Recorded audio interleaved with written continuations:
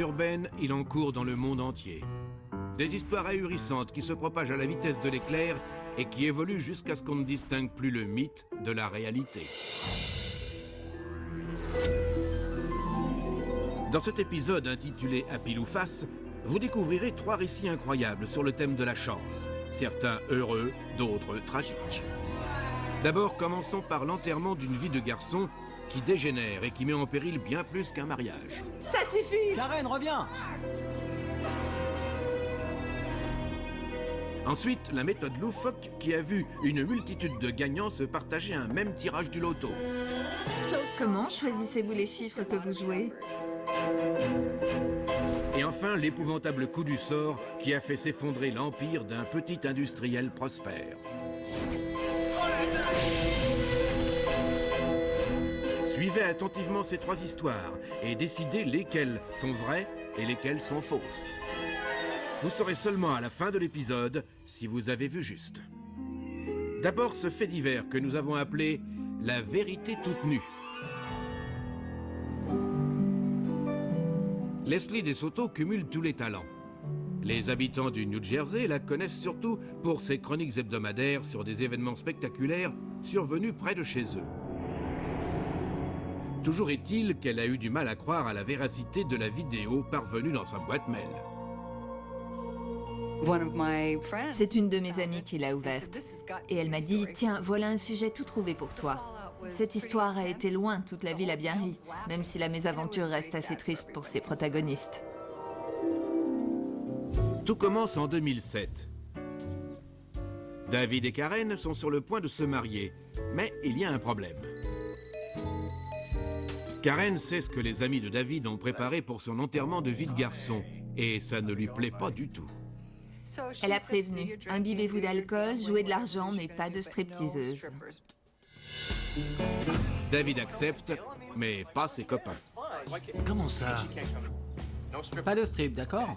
Évidemment, ils lui ont dit, voilà, elle t'a déjà mis la corde au cou alors que tu es pas encore marié. Ce sera quoi dans 5 ou 10 ans? Mais il a répondu, c'est comme ça et pas autrement. Où est le problème? T'as déjà promis de passer toute ta vie avec elle. Désolé, pas de strip. Faute de stripteaseuse, ses amis décident de compenser avec... Santé, santé. Beaucoup d'alcool. Mais David ne connaît pas forcément bien ses amis. Ok les mecs, je reviens tout de suite. David leur a dit, faites sortir cette nana tout de suite. Si Karen me chope, je suis mort. Mais il leur en faut peu pour lui faire changer d'avis. Il se laissait facilement influencer quand il buvait trop. Ce n'était donc pas la première fois.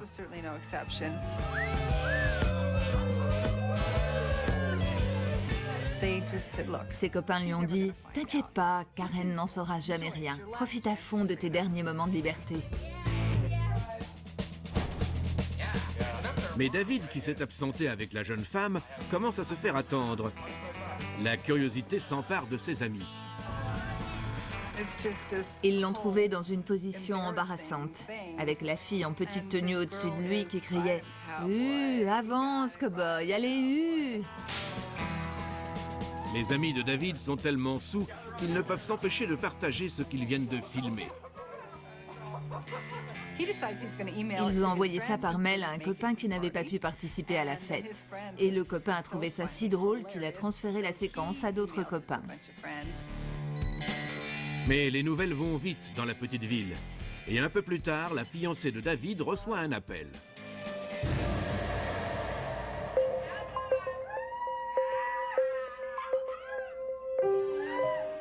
David est rentré à la maison vers 6 heures du matin.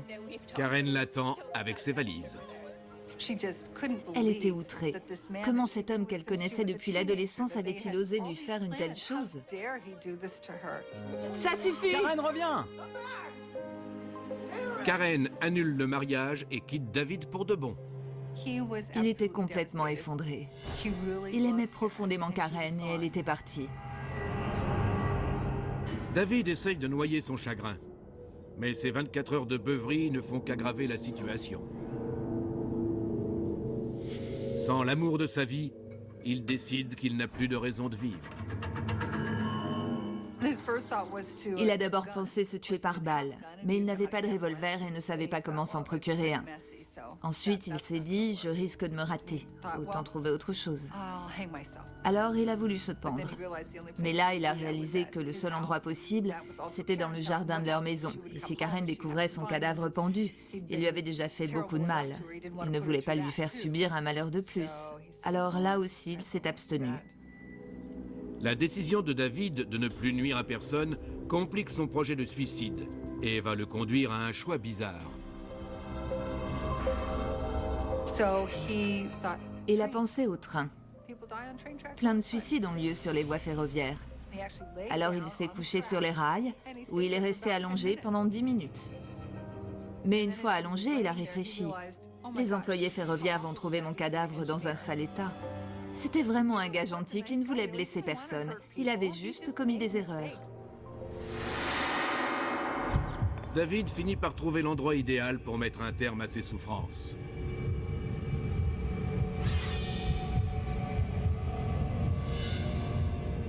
Sa vie est sur le point de basculer,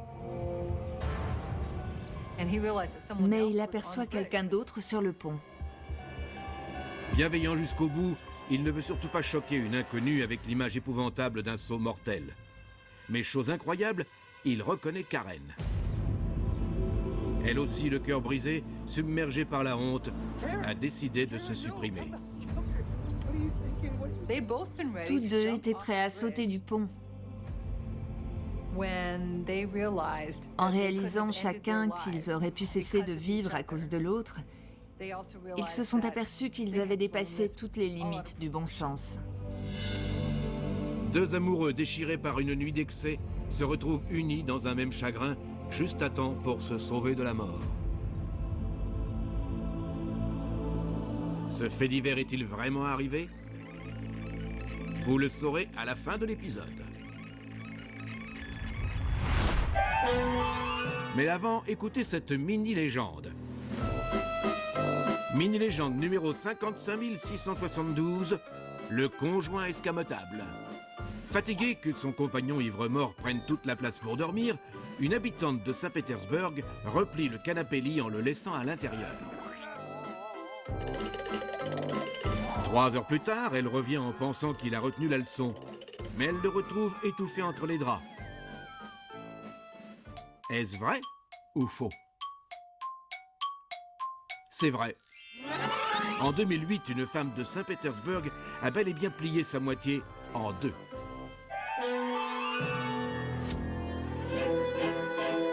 Dans Légendes urbaines, nous vous racontons 3 histoires à dormir debout. À vous de distinguer la vérité vraie des fiefés mensonges. Vous venez d'entendre le récit de 2 amoureux sur le point de se supprimer après la disgrâce de l'un d'eux. Mais vous saurez seulement à la fin de l'épisode si c'est exact ou inventé. Voici une seconde histoire, nous l'avons appelée « Une maudite combinaison ». Rebecca Hargrove, directrice du loto du Tennessee, a une heureuse vocation. Tous les jours, elle distribue des millions de dollars. Notre plus gros gain a été de 353 millions de dollars. Mais il est un tirage que Rebecca n'oubliera jamais. Quand nous avons vu qu'il y avait 110 gagnants, on s'est dit que ça ne pouvait pas tenir debout. Il semble que le loto ait été victime de sa plus grosse fraude et que les responsables soient sur le point de s'en tirer comme des fleurs. Tout commence en 2005 au siège du loto à Nashville, dans le Tennessee. La cagnotte du jour a beau être dans la moyenne, une chose inexplicable va se produire. Dans une cagnotte de 25 millions de dollars, on s'attend normalement à avoir tout au plus 4 gagnants dans tout le pays. Mais on en a eu 12 rien que dans le Tennessee. et 110 pour tout le reste des États-Unis. Avec 30 fois plus de gagnants que d'habitude, le loto risque de perdre des dizaines de millions de dollars. On dirait qu'il y a eu magouille au moment du tirage, mais de quel type exactement? La sécurité des tirages est une chose que nous prenons tous très au sérieux. Nous disposons de plusieurs machines et nous tirons au sort les jeux de balles qui vont être utilisés. La fraude est donc impossible, mais ceci n'explique pas comment 110 personnes ont pu choisir exactement la même combinaison gagnante. Pour peu qu'elle tire 1, 2, 3, 4, 5, 6, les 3000 personnes qui ont misé dessus devront forcément se partager les gains. Sauf que les tirages relèvent d'un pur hasard. Y a-t-il eu une même martingale connue des seuls gagnants? J'ai sorti un bulletin de jeu classique qu'on remplit pour jouer et j'ai commencé à cocher les chiffres gagnants, parce qu'habituellement les gens jouent en diagonale ou en X ou bien en carré. Mais Rebecca n'arrive pas à résoudre l'énigme. On s'est tous envoyé des mails et appelés pour échanger sur les vérifications qu'on avait faites. Une autre idée lui vient alors. Est-il possible que les 110 gagnants aient tiré leur combinaison d'une même source? Dans un célèbre dessin humoristique, les chiffres gagnants sont indiqués en filigrane dans un bulletin. Mais ça ne pouvait pas être ça. Nous avions aussi une fameuse série télé dont un épisode montrait un bulletin vendu avec les 6 chiffres précochés. Mais ça n'était pas ça non plus. Leurs recherches ne donnent rien et les responsables du loto sont déconcertés. Ça ne correspondait à aucun comportement habituel qu'on puisse vérifier, afin de comprendre comment un grand nombre de gens ont pu jouer la même combinaison. Tôt le lendemain matin, les gagnants du Tennessee arrivent pour réclamer leurs gains. Vont-ils être tenus responsables d'une des plus grosses arnaques de l'histoire du loto américain? Il n'y a aucun moyen de savoir quoi que ce soit, à moins qu'il s'agisse de fraude. Rebecca n'a qu'un moyen d'obtenir les informations dont elle a besoin. Rebecca Hargrove, directrice du loto. Vous devez être très heureuse. Très, bien sûr. Dites-moi, comment choisissez-vous vos chiffres? Et ce qu'elle va découvrir est incroyable. Mon restaurant chinois préféré s'appelle le Dragon d'Or. Je prends toujours au dessert un biscuit surprise renfermant un message que je ne garde pas d'habitude, si ce n'est que celui-ci annonçait « Vous aurez très bientôt un grand coup de chance ». Au dos du message figurent 6 chiffres porte-bonheur. Quelques semaines plus tard, Jacqueline se souvient de la phrase et joue les chiffres au loto. Je suis prof dans un collège. En classe, quand j'ai découvert les résultats sur le journal, je me suis mise à crier. Bonté divine, c'est pas vrai. Ça va? J'ai gagné au loto! Les élèves ont cru que je faisais une crise cardiaque. Je les ai rassurés. Ne vous en faites pas, ça va. Merci. D'autres témoignages sont encore plus étonnants, comme celui de Cheryl Shingler, qui n'est pas difficile dans le choix de ses plats. Tout le monde a voulu manger chinois ce jour-là. Peu importe ce qu'ils commandaient, j'ai pris la même chose. Dont le traditionnel biscuit surprise. J'aime bien leur goût. Ça dit quoi? La vérité va te libérer. Mais peu importe la prédiction du billet porte-bonheur, Cheryl ne joue jamais au loto. Je pense que si j'ai joué ce jour-là, c'est parce que j'étais de très bonne humeur. Et l'idée me plaisait. Elle joue les chiffres annoncés. C'était la première fois que je jouais au loto, et ce ne serait pas la dernière. Elle prend là une des meilleures décisions de sa vie. J'ai gagné! Peu de temps après, une personne s'est présentée au centre de paiement du Minnesota. Elle aussi avait pris un biscuit chinois contenant un message surprise, et la même chose dans le Colorado. Mais pour Rebecca, une question essentielle subsiste. Comment autant de gens ont-ils pu recevoir le même type de biscuit au même moment? Elle découvre alors une chose étonnante. Une seule usine fabrique la majorité des biscuits surprises vendus aux États-Unis. Comment ces employés ont-ils choisi la combinaison de chiffres qu'ils ont imprimés? Ils ont eux-mêmes procédé à un tirage. Les chiffres à imprimer au dos du message ont été tirés au sort à l'usine. Tirez au hasard. 50. Et la même combinaison est sortie au tirage du loto. Ils ont donc eu doublement de la chance. Ça doit vouloir dire quelque chose en chinois. En définitive, il n'y a pas eu de coup fourré. Nous avons été soulagés de constater qu'il n'y avait pas eu fraude. C'était juste une pure coïncidence. Et par un autre effet du hasard, la société du loto s'en est tirée avec beaucoup de chance. Bien plus de 110 biscuits surprises portant la combinaison gagnante sont sortis de l'usine et ont été distribués. Si chaque personne ayant eu ce biscuit surprise avait joué au loto la même série, il y aurait eu des centaines de milliers de gagnants. Les chiffres porte-bonheur sont inclus dans des biscuits surprises expédiés vers des milliers de restaurants chinois à travers le pays. Ils sont ouverts juste à temps pour miser au prochain tirage. Mais est-ce vraiment arrivé? Vous le saurez à la fin de l'épisode. Écoutez plutôt cette autre mini-légende. Mini-légende numéro 9721, tout ce qui brille n'est pas or. Dans le métro de New York, Suzanne Baldwin s'aperçoit qu'un voleur s'est emparé de son collier en or. Quelques secondes avant la station où elle descend, elle repère le délinquant et récupère à l'arraché son bijou. Mais quand la rame repart, Suzanne s'aperçoit qu'elle a pris une autre parure que la sienne. Son collier s'était détaché et il était tombé dans son chemisier. Elle a agressé un innocent devant tout le monde. Ce fait divers est-il vrai ou faux? Il est faux. Commettre un vol par erreur est un thème récurrent dans les légendes urbaines. Et cette histoire n'est rien d'autre que de la poudre aux yeux. Dans Légendes urbaines, nous vous racontons 3 histoires sidérantes. À vous de décider si elles sont authentiques ou si ce ne sont que des affabulations. Vous avez entendu jusqu'ici le récit d'une tentative de suicide qui finit par sauver un mariage. Et celui d'un biscuit surprise qui a failli mettre à mal les caisses du loto. Mais lesquelles sont véridiques? Nous vous dirons tout à la fin. Voici maintenant une 3e histoire. Nous l'avons appelée « Moquette antistatique ».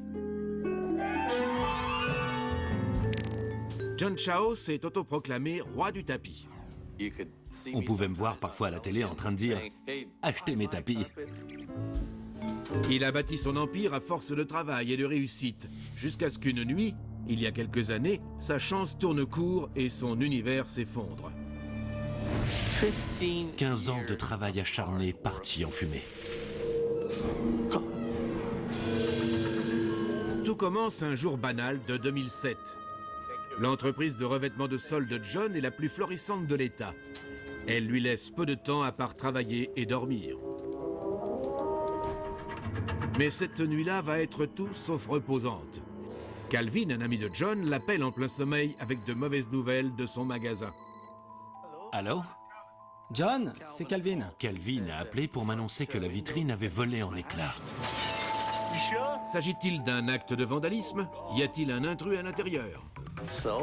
J'ai enfilé un pull et un coupe-vent et j'ai couru au magasin. J'ai regardé à l'intérieur, au cas où il y aurait quelqu'un. Mais je n'ai vu personne. Alors j'ai enjambé la vitrine. Mais à peine John est-il entré qu'une chose inexplicable se produit. J'ai regardé par terre, du feu. Le feu bondit d'un tapis à l'autre. C'était l'enfer. 15 années de sacrifice pour percer dans le métier partaient d'un seul coup en fumée.